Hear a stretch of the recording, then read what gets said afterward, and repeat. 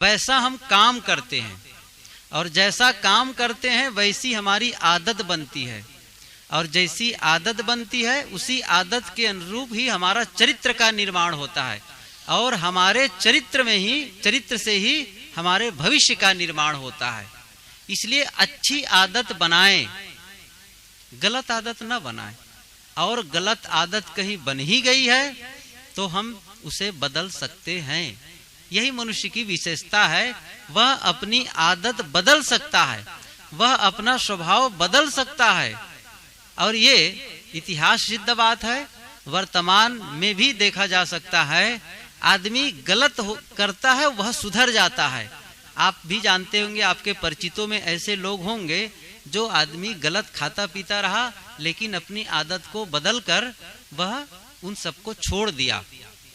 गलत कर्म करने वाला गलत कर्म छोड़ देता है। यदि आज हम अपने कर्मों में सुधार कर लेते हैं तो हमारा भविष्य सुखद हो जाता है। आज निर्णय करना है। यह महत्वपूर्ण नहीं है कि आप पहले क्या थे, महत्वपूर्ण क्या होगा आगे आप कहां जा रहे हैं। फर्क इससे नहीं पड़ता कि हम कहां से आ रहे हैं, फर्क पड़ता है हम कहां जा रहे हैं। मैं इसको रूपक की भाषा में बताऊं, जैसे रेलवे स्टेशन के बारे में आप लोग जानते हैं, अलग अलग नाम होता है। तो एक स्टेशन का नाम है सज्जनगढ़ और एक स्टेशन का नाम है दुर्जनगढ़। तो ट्रेन आ रही है, जा रही है, तो कुछ लोग हैं जो सज्जनगढ़ से दुर्जनगढ़ की ओर जा रहे हैं, और कुछ लोग हैं जो दुर्जनगढ़ से सज्जनगढ़ की ओर जा रहे हैं। हमारी यात्रा किधर चल रही है? सज्जनगढ़ से दुर्जनगढ़ की ओर कि दुर्जनगढ़ से सज्जनगढ़ की ओर? पहले हम बहुत अच्छे थे और आज गलत करने लग गए तो पहले की अच्छाई काम नहीं करने वाली है। और पहले हमसे गलतियां हो गई हैं, लेकिन आज हम अच्छा करने लग गए तो हमारा फिर आने वाला दिन अच्छा होता जाएगा। लोग भूल जाएंगे कि आप पहले क्या थे। ये आप ध्यान दीजिए, आपके असली रूप को देखेंगे, वो भूल ही जाएंगे। ठीक है, गलतियां रही, लेकिन यही कहेंगे भैया पहले उन्होंने गलत तो बहुत किया, लेकिन आज वो अच्छा है, आज बढ़िया जीवन जी रहे हैं। और इसी से हमारे जीवन में फर्क पड़ेगा। और जब हम में फर्क पड़ेगा, अपना जीवन सुधरेगा, तो जानते हैं उसका प्रभाव कहां जाएगा? परिवार में जाएगा। हम जब गलत होते हैं ना, तो फिर परिवार के लोग अच्छे नहीं लगते, समाज के लोग अच्छे नहीं लगते, अपना घर भी अच्छा नहीं लगता है, अपना जीवन भी अच्छा नहीं लगता है। इसलिए हमें अपने को संवारना है। अच्छा आदमी और बुरा आदमी का मतलब क्या निकलता है? अच्छा आदमी किसे कहते हैं? अच्छा आदमी का मतलब क्या उनमें कोई शारीरिक रूप से विशेषता होती है? और गलत आदमी का मतलब क्या उनके हाथ पैर नहीं होते हैं, आंख नाक कान सब होते हैं? अच्छा आदमी और बुरा आदमी का मतलब होता है अच्छा स्वभाव वाला आदमी और गलत स्वभाव वाला आदमी। जिसका स्वभाव अच्छा होता है उसे अच्छा आदमी कहते हैं, और जिसका स्वभाव खराब होता है उसे खराब आदमी कहा जाता है। तो हमें परिवर्तन बाहर नहीं करना है, भीतर करना है। भीतर करने का मतलब मैं सुबह के सत्र में भी कहा था, हमारे आगे पीछे दाएं बाएं जो कुछ है उससे ज्यादा महत्वपूर्ण है जो हमारे भीतर है। और हमारे भीतर है क्या? हमारा मन, हमारी चेतना, हमारी सोच। हम अपनी सोच को बदलकर हम अपनी जिंदगी को बदल सकते हैं। अच्छा सोचना शुरू करें, अपने विषय में भी अच्छा सोचना शुरू करें, और परिवार वालों के विषय में भी अच्छा सोचना शुरू करें। सबके लिए शुभ सोचें, सबके लिए पवित्र सोचें, किसी का अहित न सोचें, किसी का नुकसान न सोचें। यदि आप दूसरों का नुकसान सोचते हैं ना, तो सबसे पहले नुकसान आप अपना करते हैं। क्योंकि अंदर में जब हम गलत होते हैं तभी गलत विचार उठते हैं, ये तय है। हमें जानबूझ करके अच्छा सोचने का काम करना होगा। मन का काम है अधोगामी बहना। मन को यदि अच्छा खुराक नहीं दोगे ना, तो गलत खुराक वह अपने आप ले लेगा। ये बड़ा विचित्र नियम है प्रकृति का, कुदरत का। जैसे पानी को देखो, पानी को आप ऊंचा उठाने के लिए मशीन नहीं लगाओगे तो पानी अपने आप नीचे आएगा, ये कुदरत का नियम है। ऐसे ही मानसिक नियम क्या है, यदि इसे आप उन्नति की ओर नहीं लगाते हैं, अपने विकास के लिए नहीं लगाते हैं, तो अपने आप ऑटो सिस्टम है ये। इसके लिए आपको मेहनत नहीं करनी पड़ेगी। क्या आपको अपने पतन के लिए बहुत मेहनत करने की जरूरत है? मेहनत करने की यदि जरूरत है तो अपने उत्थान के लिए, मन को अच्छा बनाने के लिए मेहनत करना है, वाणी को पवित्र करने के लिए मेहनत करनी है, कर्मों को अच्छा बनाने के लिए मेहनत करनी है। और अपने आप यदि आप स्वतः जागृत होकर के मेहनत नहीं करते हैं तो पतन स्वतः हो जाता है। बहुत सरल है ये। शुकरानि असाधुनि अत्तनो अहितानि चा यम वे हितंच साधुंच तम वे परम दुक्करम।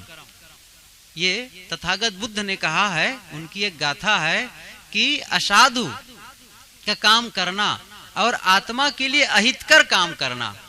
असाधुनि अत्तनो अहितानि चा, आत्मा का अहित करना ये सुकर है। सुकरानि अत्तनो अहितानि चा। और यम वे हितंच साधुंच, साधु काम अच्छा काम करना, तम वे परम दुक्करम, और आत्मा के हित में काम करना ये दुष्कर है, ये कठिन है। कठिन काम करके ही हम अपना उत्थान कर सकते हैं। पतन सरल है, इसलिए जानबूझ करके हमें उन्नति का काम करना है, सत्संग का काम करना है।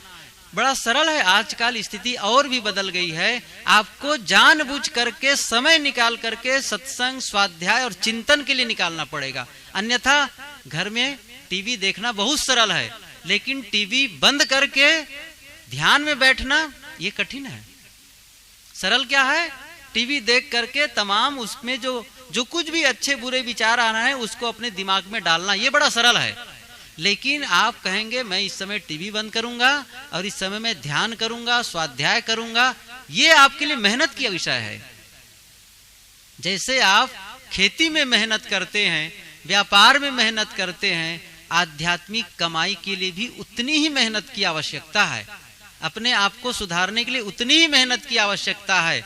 मैं एक उदाहरण बताऊं आप लोगों को, सरल क्या है, सबसे सरल क्या है जीवन में। एक बच्चे से एक मास्टर ने पूछा, आप लोग इस चुटकुला को जानते हैं।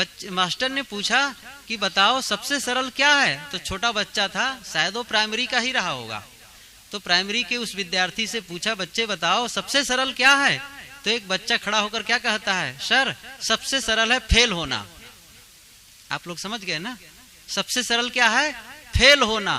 फेल होने के लिए मेहनत नहीं करनी है, पास होने के लिए मेहनत करनी है। गाली सहने के लिए मेहनत करनी है, गाली देने के लिए क्या बात है, वो तो खट से कह दो। लेकिन कोई गाली दे उसे सह लो, तो इसके लिए आपको मेहनत करनी है। क्रोध करने के लिए मेहनत की बात नहीं है, बड़ा भड़ाक से आप किसी को कुछ भी कह सकते हैं। लेकिन कोई क्रोध करे तो क्षमा करने के लिए मेहनत करनी है। हमें जानबूझ करके अपने जीवन में परिवर्तन लाना है। इसलिए अपने जीवन में यदि सुखद भविष्य का निर्माण करना चाहते हैं तो यह अपने आप नहीं होगा, इस बात को आप मान लें। और इसका जिम्मेदार हम खुद हैं। इसको मैं फिर से दोहरा रहा हूं कि अपना जो जीवन है, इस जीवन का जिम्मेदार हम स्वयं हैं। हमें जीना है, हमें अपने भविष्य का निर्माण करना है। इसलिए हम आज अच्छा बीज बोएं, अच्छा काम करें। तो इसके लिए मैंने कहा शुरुआत है आपकी सोच। आप जो सदगुरु कबीर ने कहा है, करहु विचार तो सब दुख जाई। और भी कहते हैं कि एक साधे सब साधिया, सब साधे एक जाए, जैसे सींचे मूल को फूले फले अघाए। एक मन को साध लिया मानो सब सद गया। और आप पूरे संसार को साधने में लग गए, सबको साधने में लग गए, तो मन चंचल हो जाएगा, मन नहीं सधेगा। और मन को ही हम साध सकते हैं। इसके लिए हमको अकेले में बैठ करके परिश्रम करना है, उस मन में झांकना है, मन में कैसे कैसे विचार आते हैं ये तय है। जब आपके मन में अच्छे विचार आएंगे ना, तभी आप अच्छा महसूस कर सकते हैं। और गलत विचार आएंगे तब निश्चित रूप से अच्छा महसूस नहीं कर सकते हैं। और जैसा आप महसूस करेंगे जैसा आप अनुभव करेंगे वैसा ही आप व्यवहार भी करेंगे, ये भी नियम है। जैसे गुरुत्वाकर्षण का नियम सच है, उतना ही सच मानसिक नियम है। गुरुत्वाकर्षण का मतलब होता है खींचने वाला। पृथ्वी जैसे आप यहां से ऊपर पत्थर फेंके तो पत्थर फिर नीचे गिरेगा, क्यों गिरेगा? ये नियम है। क्या नियम है? गुरुत्वाकर्षण का। आग का जलाना एक नियम है। आग में हाथ डालेंगे तो हाथ जलेगा। अब कहो क्यों जलेगा? आग का नियम है जलाने का। ऐसे ही मन का भी नियम है। जितना आग का नियम, जितना पानी का नियम, उतना ही सटीक कितना कौन है? मन का नियम है। यदि आप प्रसन्न हैं, यदि आप प्रसन्न हैं, आनंदित हैं, अच्छा लग रहा है आपको, इसका मतलब यह है आप मानसिक नियम का पालन कर रहे हैं। और यदि आप दुखी हैं, खिन्न हैं, नाराज हैं, उदास हैं, इसका मतलब आप मानसिक नियम का उल्लंघन कर रहे हैं। इसमें कोई दूसरा जिम्मेदार नहीं है, ये आप ध्यान दीजिए। कोई जिम्मेदार नहीं है, परिवार के कोई सदस्य जिम्मेदार नहीं है। वो गलती करे, लेकिन क्या उनकी गलती को लेकर हम दुखी हो? नहीं। यदि दुखी होते हैं तो कब तक हो, ये भी तय कर लीजिए आप। कब तक दुखी होना है दूसरे की गलती पर, ये भी तय कर लीजिए। यदि आप कहेंगे हम तो सप्ताह भर दुखी होंगे, तो कोई बात नहीं, सप्ताह भर आपका नुकसान जाएगा। आप कहेंगे हम महीना भर दुखी होंगे, तो महीना भर आपका नुकसान जाएगा। आप कहेंगे हम इसको कुछ घंटे में खत्म कर देंगे, तो कुछ घंटे के लिए सही। आप कहेंगे आया राम गया राम। कबीर साहब ने कहा है ना, ज्यों आवे त्यों फेरी हो। गलत विचार आए उसको तुरंत हटा दो। साधना का एक क्रम है, तुरंत हटाओ उसको। बहुत देर तक रखकर हम अपना नुकसान करेंगे। जैसे आप हाथ में आग रखेंगे तो जब तक रखेंगे तब तक जलेंगे ना, उसको तुरंत फेंक दीजिए। जैसे हाथ में अंगारा आ गया तो आप क्या करेंगे? तुरंत फेंक देंगे। कहीं धोखे से अपनी गोद में बिच्छू गिर जाए तो आप क्या करेंगे? तुरंत उसे फेंक देंगे। ये गलत विचार बिच्छू के समान है। मन में जो गलत विचार आते हैं ना, वे बिच्छू के समान है। उसे तुरंत फेंकने में ही हमारा हित है। और यदि गलत विचार को नहीं फेंकेंगे तो हम फिर वैसा महसूस करने लगे, गलत महसूस करेंगे, और फिर वही व्यवहार हम दूसरों के साथ करेंगे। हमारे विचार और हमारे कार्य यही हमारे जीवन को बदलते हैं। इसी से हमारे बंधन टूटते हैं। जैसे एक कॉम्बिनेशन लॉक, आप लोग जानते होंगे, नंबर वाला ताला। कई लोग देखे होंगे नंबर वाला ताला, आजकल टीचिंग में और वैसे भी आता है, इतना बड़ा घुमा दो, नंबर रहता है। तो कहीं नंबर वाला ताला लगा हो तो आप उसे खोलेंगे कैसे? उसके लिए क्या शर्त है? उसके लिए दो शर्त है। एक शर्त क्या है? आपके पास सही नंबर हो। और दूसरी क्या है? दूसरी शर्त है कि आपको घुमाने का कायदा हो। नंबर को सेट करने का कायदा भी होना चाहिए। नंबर सही हो लेकिन घुमाना ही नहीं जानते हो तो गलत है फिर। तो दो शर्त से आप उस ताला को खोल सकते हैं। आप कौन है इससे फर्क नहीं पड़ेगा, ये ध्यान दीजिए। आप कहेंगे नहीं हम तो साधु हैं, हम खोल लेंगे, नहीं। आप कहेंगे मैं गांव का बड़ा आदमी हूं इसलिए खोल ले जाऊंगा, ऐसा भी नहीं होगा। कहें हम तो स्त्री हैं इसलिए खोल ले जाएंगी, नहीं। शर्त क्या है? आपके पास सही नंबर होना चाहिए और आपको घुमाने का कायदा होना चाहिए। ये दो शर्त। उसी प्रकार से माने अपने जीवन में जो दुख है, अपने मन में जो बंधन है, उसे भी आप हटाना चाहते हैं, उसके लिए दो ही नियम है। वो कौन से हैं? आपके विचार और आपके कार्य। आपके विचार के अनुरूप आपके कार्य हों, इसलिए अच्छे विचार हों और अच्छे कार्य हों, तभी आप दुख मुक्त हो सकते हैं।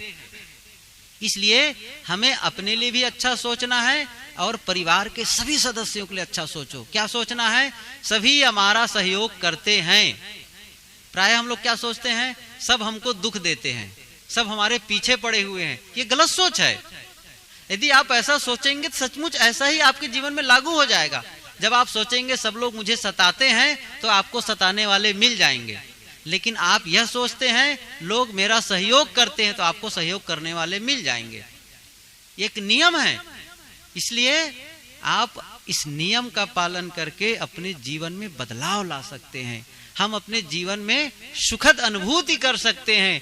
अब तक हमने कैसा अनुभव किया इसको आप भूल जाएं। अब आज से हम भूल जाएं। मैं एक छोटा सा सूत्र बता के अपने विचार समाप्त करूं। वो सूत्र क्या है? जो हमें नहीं चाहिए उसके बारे में सोचना बंद कर दो। बहुत छोटा सूत्र है, शायद इसको आप पालन करेंगे तो बहुत काम आएगा। जो हमें नहीं चाहिए उसके बारे में सोचना बंद कर दें। क्या नहीं चाहिए? जो नहीं चाहिए। एक बार मैं एक गांव में था, तो 2-3 बहनें बैठी हुई थी, तो उसमें एक लड़की भी थी 10-11 पढ़ने वाली। तो मैंने उन लोगों से कहा कि जो नहीं चाहिए उसके बारे में सोचना बंद करो। तो उस बिटिया ने क्या कहा, अच्छा इसका मतलब क्या हुआ, कोई एग्जाम्पल दीजिए। तो मैंने कहा, अच्छा तुम झगड़ा चाहती हो? कहे झगड़ा नहीं चाहती हूं। तो झगड़ा के बारे में मत सोचो। प्रेम चाहती हो ना, तो प्रेम के बारे में सोचो। बीमार होना चाहती हो कि स्वस्थ रहना चाहती हो? तो कहा मैं स्वस्थ रहना चाहती हूं। तो आप स्वास्थ्य के बारे में सोचो, बीमारी के बारे में मत सोचो। कई लोग क्या करते हैं, बीमारी के बारे में बढ़ा चढ़ा के बताएंगे, मैं अस्पताल में भर्ती रहा, वैसा रहा, वैसा रहा, ऐसा किया, वो हो, उफ, इतना बताएंगे। अपने बीमारी की चर्चा करना, अपनी बीमारी की चर्चा करने का मतलब है कांटे को खाद पानी देना। आप लोग समझ लीजिए, मानो आप कांटे को खाद पानी दे रहे हैं, उसको बढ़ा रहे हैं। आप स्वास्थ्य की चर्चा करिए, अच्छे विचारों की चर्चा करिए। आजकल अखबार घर घर में आने लग गए, गांव गांव में आने लग गया है, या टीवी से समाचार देखते हैं तो अखबार जब पढ़ेंगे ना, तो उसमें 95% निगेटिव समाचार होते हैं, नकारात्मक, निगेटिव मैसेज, नकारात्मक। मतलब कहीं एक्सीडेंट के बारे में लिखेंगे, कहीं हत्या के बारे में लिखेंगे, कहीं लूट खसोट के बारे में, कहीं गबन के बारे में लिखेंगे, कहीं बलात्कार के बारे में लिखेंगे।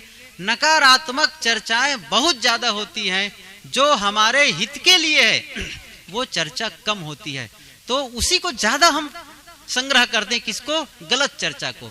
तो दूसरे के पास जाएंगे तब वही चर्चा, अरे यार आज तो वहां एक्सीडेंट हो गया है, वो कहेंगे हाँ हाँ वहां लूट भी हो गई है। तो एक नकारात्मक चर्चा, फिर दूसरा भी वही कहता है, और संग्रह क्या होते जाता है? उसी नकारात्मक चर्चा की संग्रह करते जाते हैं।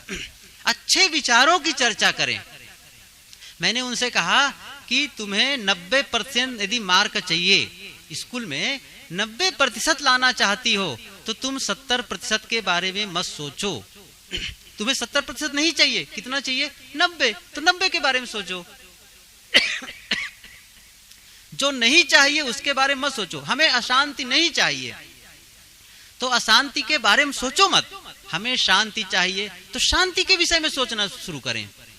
कैसे शांति मिले, कैसे हमारा मन स्थिर हो, कैसे हमारा मन प्रसन्न हो, इसके बारे में सोचे। आप प्रसन्नता के बारे में मत सोचिए, दुख के बारे में मत सोचो। सोचो किसके बारे में? सुख के बारे में। कैसे सुखी हो जाऊं, कैसे सुखी हो जाऊं, कौन सा रास्ता है? आप जिस रास्ता को पाना चाहेंगे वहां आप उसे आप खोज लेंगे। आप चाहेंगे, बस आप यहां से रायपुर जाना चाहते हैं और पहली बार जाना चाहते हैं, जैसे कहेंगे मैं रायपुर जाना चाहता हूं, तो आप क्या करेंगे? रायपुर जो गए हैं उनसे आप पूछना शुरू कर देंगे, और ये पक्का है कि आपको रास्ता मिल जाएगा। आप नहीं जाना चाहेंगे तो पूछेंगे क्यों? बातें खत्म है फिर तो। इसलिए जहां आपको शांति के स्तर पर पहुंचना है, तो शांति के लिए ही चर्चा करिए, दूसरों से भी वही चर्चा करिए, और अपने आप से भी अपना वही चर्चा करिए। अपने आप से मतलब, ये ध्यान दीजिए, सबसे महत्वपूर्ण है जो आप अपने आप से चर्चा करते हैं। दूसरों से चर्चा हम लोग कम करते हैं। सबसे ज्यादा जीवन में यदि चर्चा करते हैं, बोलते हैं, तो अपने आप से, अपने मन से बोलते हैं। और जो अंदर अंदर बोलते हैं ना, वो हमारे जीवन में ही वही परिवर्तन लाता है। आप कैसे बोलते हैं अंदर अंदर? यदि अंदर अंदर दूसरों को गाली दे रहे हैं, दूसरों का अहित सोच रहे हैं, तो फिर आप दूसरे को अच्छा नहीं महसूस करा सकते। इसलिए अंदर अंदर में अच्छे विचार सोचो, कभी गलत विचार सोचो ही मत। जीवन में बदलना, इसी को हमारे गुरुदेव जी कहा करते हैं सहज साधना। कबीर साहब की साधना क्या है? सहज साधना। सहज समाधि और सहज साधना। सहज समाधि क्या है? सहज साधना